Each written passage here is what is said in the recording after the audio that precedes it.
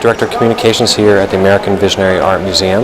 We're standing in the midst of our Holy H2O Fluid Universe show, which is a show obviously about water, and it's been an amazing year. You know, this show was established probably years in advance that the theme would in fact be water, and lo and behold, just within these 11 months it's been up, we've had an amazing tsunami in the Indian Ocean, and now hurricane flooding the Gulf Coast, and it's just given us a whole new appreciation for water, which in fact was the goal of the show, and it's added so much to this whole experience for everyone who comes to the museum.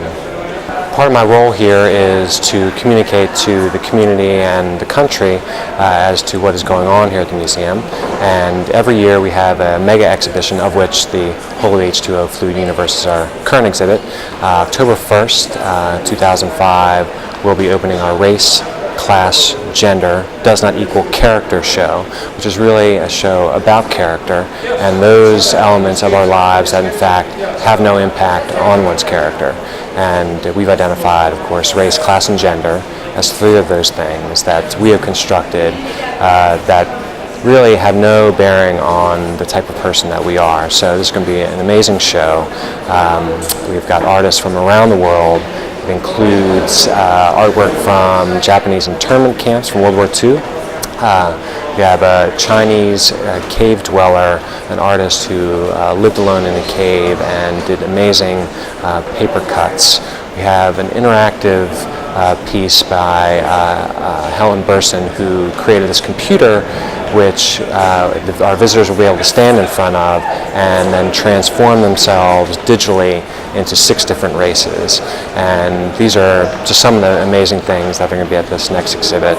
And of course we now have a new exhibit in our 3rd floor gallery. I look up because it's above us right now, but our 3rd floor gallery is now called Obsessive Compulsive Delight, and it's 3 artists, Ted Gordon, Zona Gordon, and Grace Bashara Green, whose little dash of obsessive compulsive has led to some amazing works of art. And across the rest of the campus here at the American Visionary Art Museum, we of course have our outdoor sculptures, the Vol Simpson Whirly Gig, Andrew Logan's Cosmic Space Egg. We have our Jim Rouse Visionary Center, which is full of the Cabaret Mechanical Theater Automata, in addition to kinetic sculptures, in addition to an art car, and other amazing things.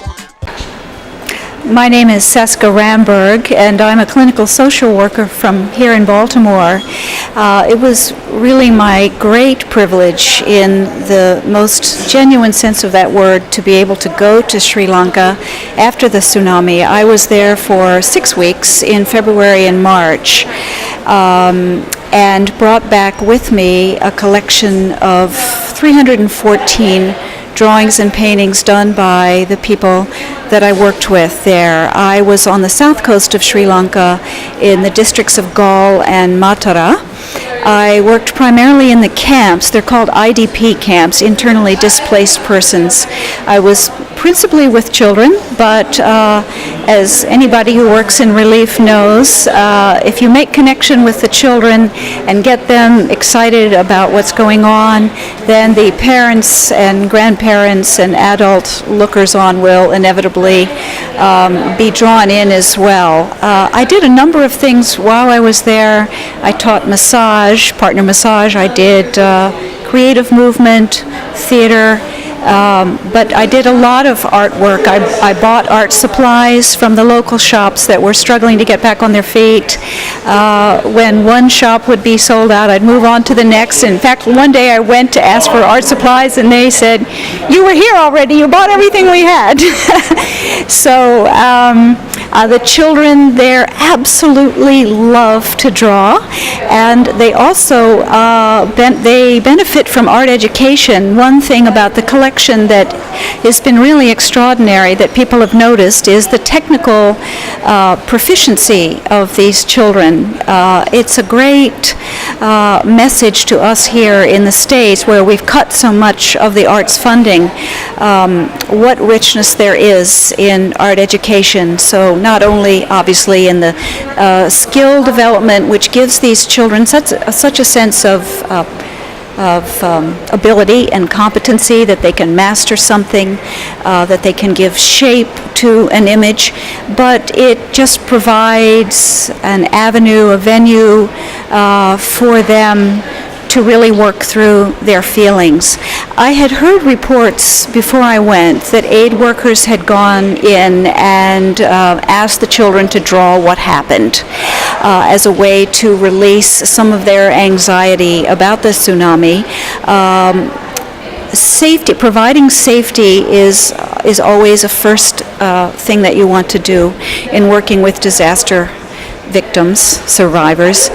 And the frame, the horizontal vertical axis of a piece of paper, provides actually an automatic frame or container for feelings, so it can be very helpful just to have something within those borders and not just wildly out of control. Before I went to Sri Lanka, I already was aware that the current year-long exhibit at the Visionary Art Museum was about water, Holy H2O Fluid Universe, a fabulous show that I had already been deeply touched by and very impressed with. When I came back, I met with Rebecca and showed her these pictures from Sri Lanka, and she was touched and called me, and we had conversations, and we just felt that this was a natural congruency or alliance. This is one aspect of the power of water, the beauty of water, and especially poignant now in the wake of Hurricane Katrina, of course, where we've turned our attention again to the effects of nature and the flooding and that sort of thing. And I'm here today to talk to people who have any questions, and just to remind people that when we are affected by disaster, our minds tend to constrict, our nerves get revved up, and we start thinking in black and white scenarios.